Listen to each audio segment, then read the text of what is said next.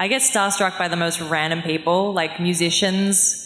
I would die if I met like Phoebe Bridgers or something. Like I just love people who do things that you don't understand, I think is why you get starstruck. So acting, like I'm involved, but like music's like this magical thing to me. I have no idea how they make it. I have no idea what their lives are like. So I'm enchanted by it. And also like tennis players. Like if I met Roger Federer, you know, it's very random, but yeah.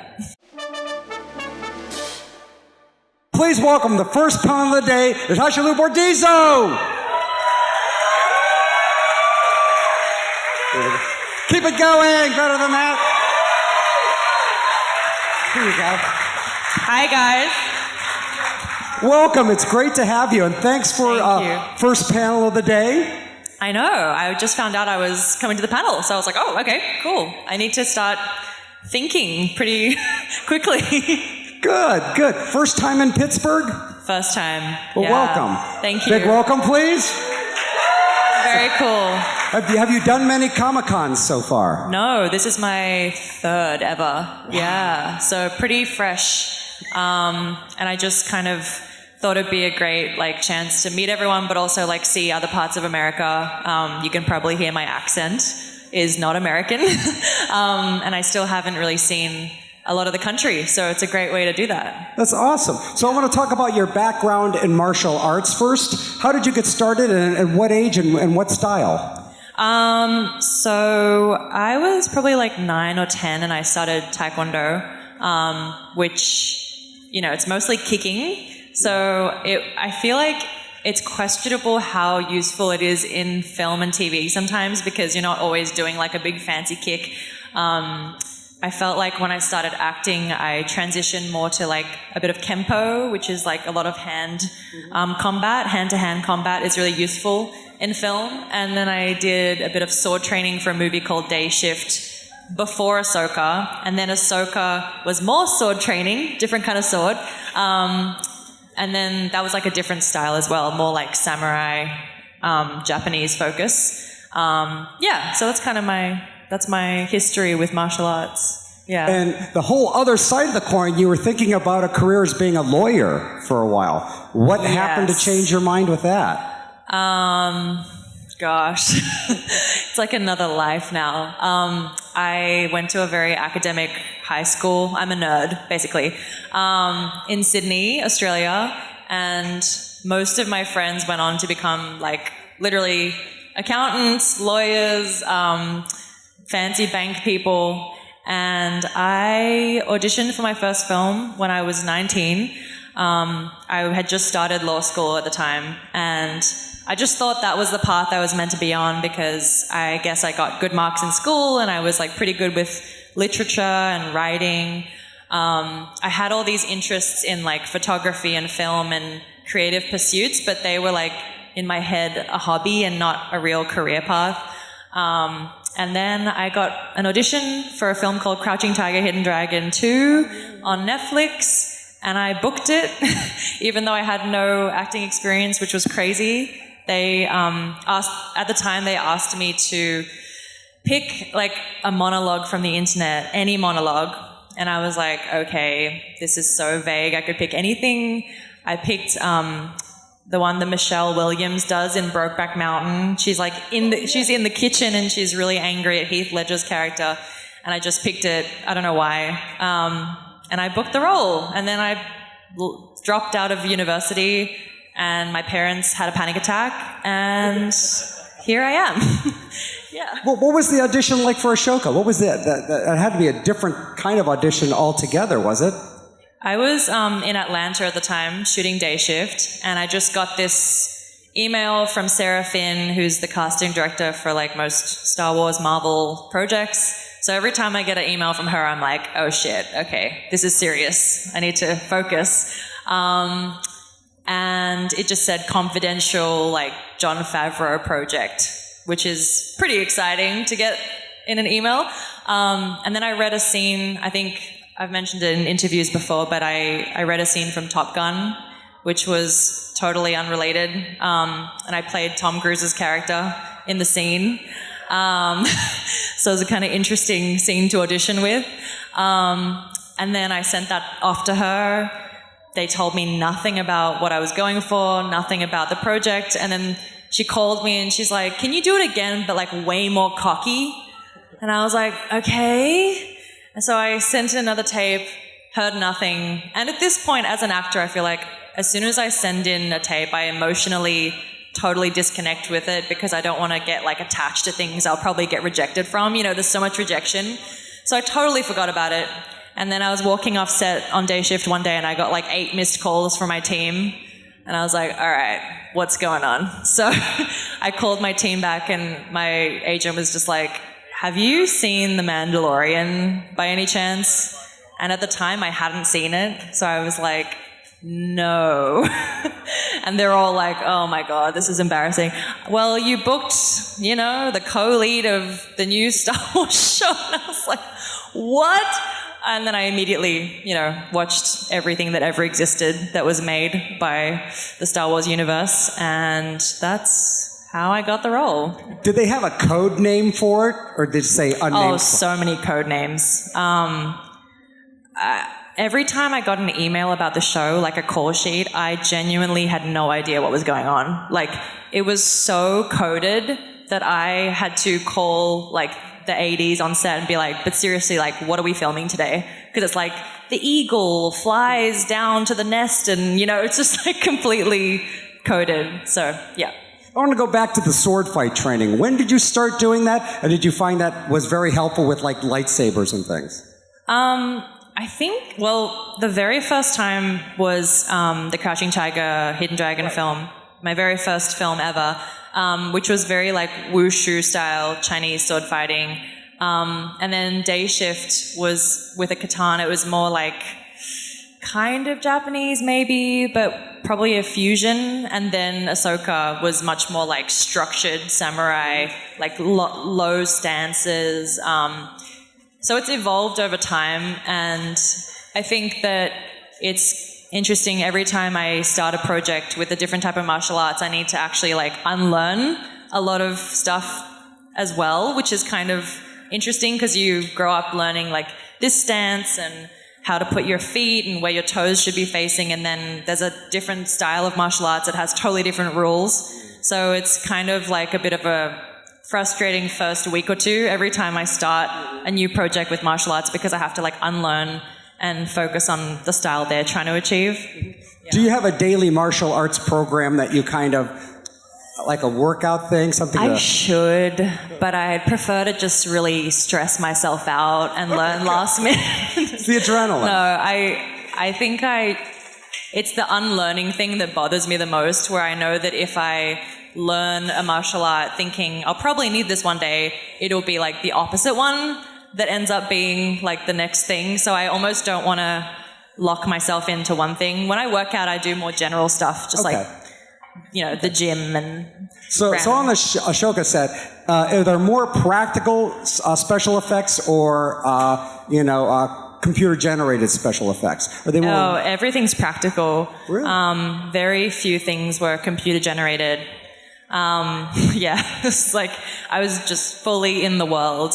Even the creatures and the droids were all being operated, sometimes hilariously, by a team of people who were like crawling around on the floor and moving their mouths and arms.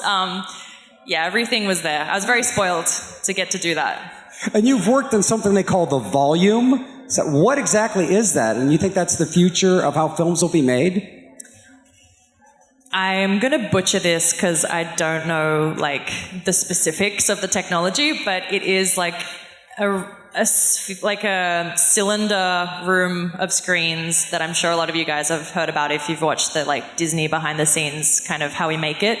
That was developed by Jon Favreau because of Jungle Book and Lion King. He just wanted to be able to, instead of just having a piece of set where you can film this one segment, but then it's limited, and you have to VFX like sun and reflections and lighting. That's what makes things look really fake, is when you have to VFX like reflections and sun and things like that. He's like, why don't we just build the whole thing to be a screen so that nothing's fake. It's really a reflection. Like the Mandalorian has reflective armor, for example, so the volume was so important because all the reflections you see are really what's happening on the volume instead of having to visually like put that in. That would look really fake. So the volume was amazing. Every day you walk in, just completely different world. I think it is the future of filmmaking in a way, but it has its limitations too. Like it can't really imitate sunlight. It's just not powerful enough to do that. So I think that's why a lot of scenes are kind of overcast. And then we shot outside for episodes 6 and 7, like with the pods and the noti and all that, because that was like outside and needed more light. Basically, the volume just couldn't be that bright, basically. Yeah. And there's just one of those? No, I think there's like a few. Well, I'm sure there's many under construction now, but there's one in LA, there's one in London. I don't know if there's one anywhere else. They might just be there. Yeah, I'm not sure. Okay. Yeah. We'll get to audience questions in just a second, but you do body double work, and is that easier or harder than acting?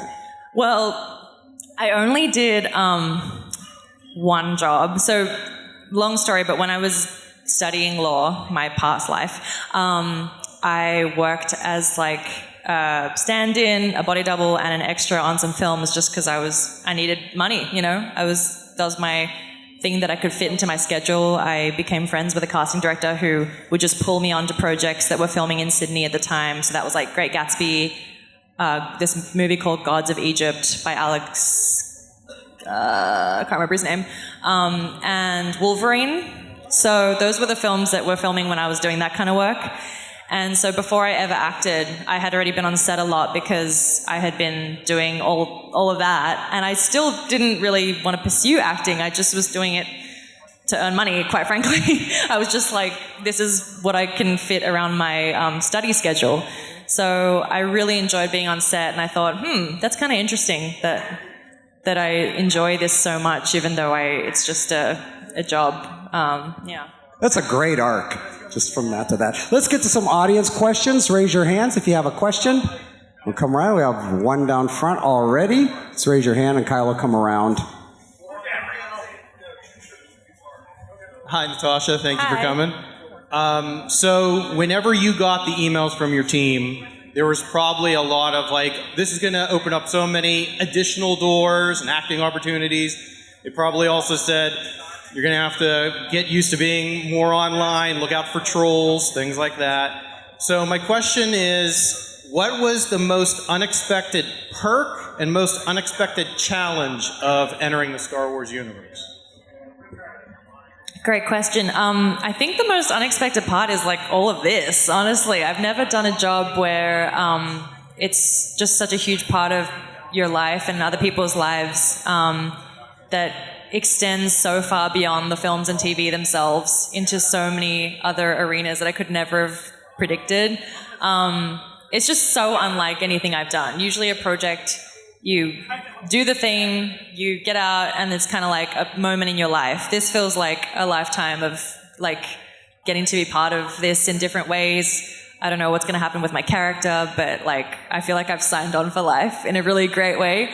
And the biggest challenge, I think, I don't know. I mean, I know it sounds predictable, but honestly, the physical stuff, it got a little rough sometimes. Yeah. Yeah. Thank you. I have a quick question while he goes back and gets the other one. Yes. How early do you get a script before a scene? Star Wars is pretty secretive. Are you given, this is tomorrow, or this is next week? Thankfully, we actually were given the scripts like a reasonable amount of time in advance. I was also concerned because like we don't get told anything, which is, I guess, helpful because I don't have to lie to anyone. Like, people ask me, like, what's happening with season 2, and I'm like, I genuinely have no idea.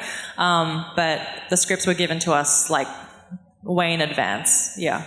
And it's pretty much set in stone when they give you the scripts, or does anything change during filming? Yeah, it's pretty close to what we film because I think so much planning goes into shooting the show. It's not just, like, a thing where you can change up the lines last minute or you can change the scene. Like, they've had to have pre-visual effects The set has to be designed, like so much planning. They basically have like shot the show before we've even shot the show with everything that they plan with visuals, and like they do a whole rehearsal take with like the CG version of our characters that they kind of like plan the scene.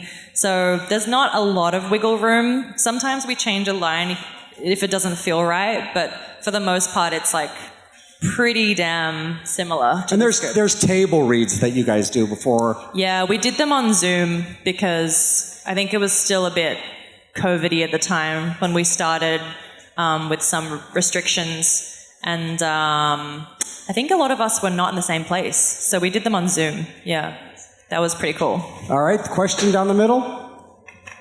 What was your favorite role you ever played? It was definitely Sabine. Yeah, definitely AHSOKA for sure. Okay, he's got a couple back there. You always make it hard. There's folks right behind you. Way in the back. So what has been your favorite celebrity moment where you have met someone you have liked watching? Gosh, never meet your heroes. I'm kidding. You know, I have to tell you, I don't know if it's because I am an actor now, but I don't really get starstruck by actors. I get starstruck by the most random people, like musicians. I would die if I met like Phoebe Bridgers or something. Like I just love people who do things that you don't understand, I think is why you get starstruck. So acting, like I'm involved, but like music's like this magical thing to me. I have no idea how they make it. I have no idea what their lives are like, so I'm enchanted by it. And also like tennis players. Like if I met Roger Federer, you know, it's very random, but yeah.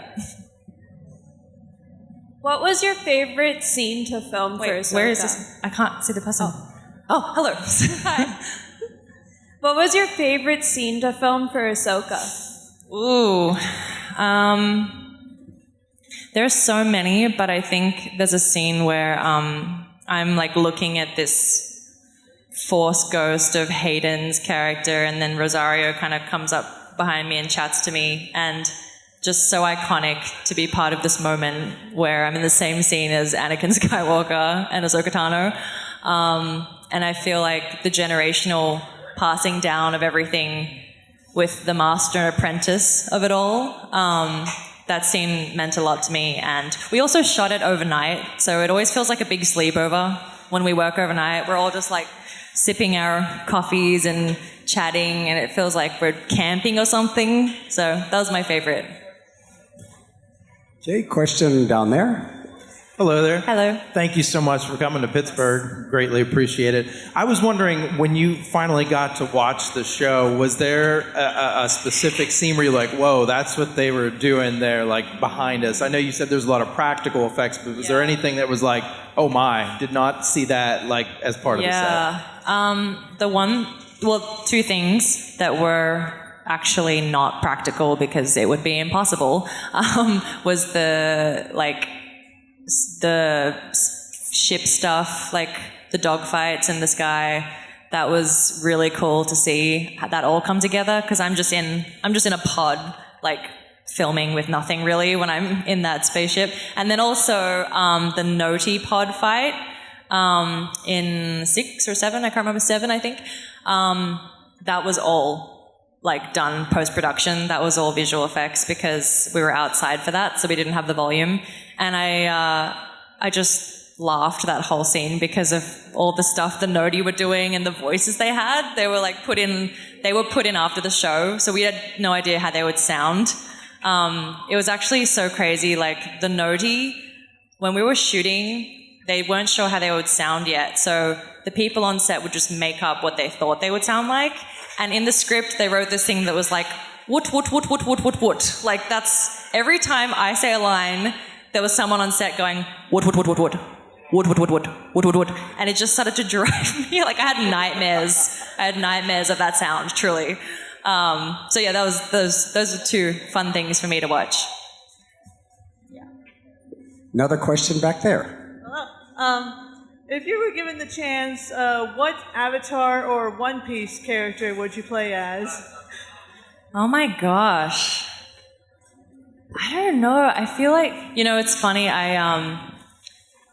I watched the first few episodes and just thought like I'd probably want to play like the boy's role, like the lead boy, because I love the kind of like spunk he has, and I'd probably go with him, and I love his style too. Yeah, what's his name? The lead boy? Yeah, Gordon. I forget his name. Okay, another question there then. Hi. Hello. As you know, obviously Star Wars is very generational, and there's a whole new generation of Star Wars fans. There's so many young people in here. How do you feel now that you are part of that world and being a role model to a whole new younger generation of Star Wars fans? Yeah, it's very, very cool. I meet a lot of kids at these things.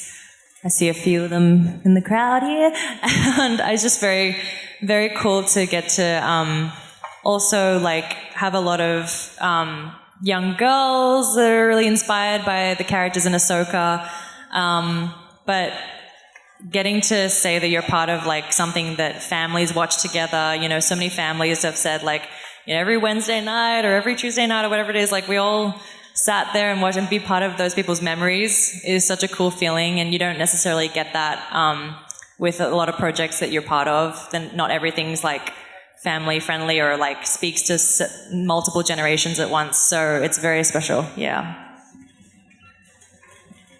Hi, welcome to Pittsburgh. Hi, I like your hat. Thank you.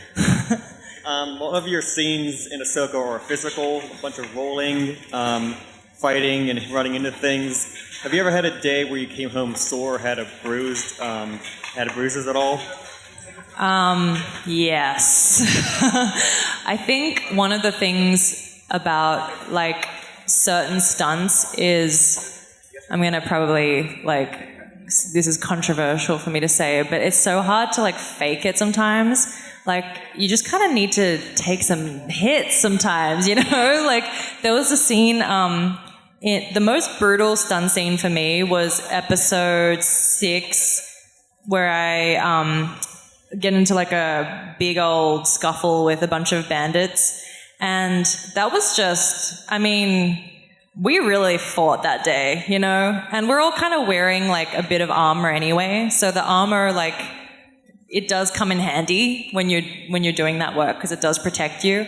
But it's so hard to like fake that kind of stuff. You can't just like, professional stunt people are probably better at faking it than me, but I struggle to like pretend to get hit. I'd rather just be like, just hit me, just freaking hit me, go. Like, because it's just easier than me like having to remember to pretend to get hit here and pretend to get hit there. So yeah, there was a lot of real contact, I'll tell you.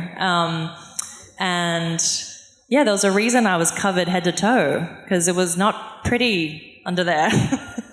Yeah. Got time for just a couple more questions. You're going to have to yell. We good? There you go. There you go. Hi. As an Australian actress, how easy was it for you to break into the American acting area? Do you mean like accent or like Hollywood, like the industry? In general. Yeah. I started doing American projects. My very first project was the Crouching Tiger project, which was a Netflix film. So that's kind of, I just jumped straight across the pond. A lot of Australian actors start in Australia on shows like Neighbours, Home and Away, the classics.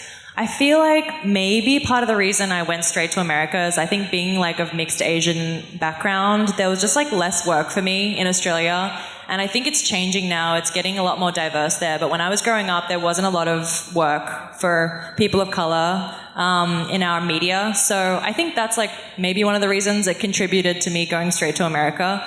But I also love doing an American accent. Like, I feel very vulnerable when I have to act in my accent. I feel like it's like too personal, you know? When I'm in my American accent, I'm like, this is not me, you know what I mean? Like, I can just kind of like have this separation between me and the character. So I really enjoy working in an American accent too.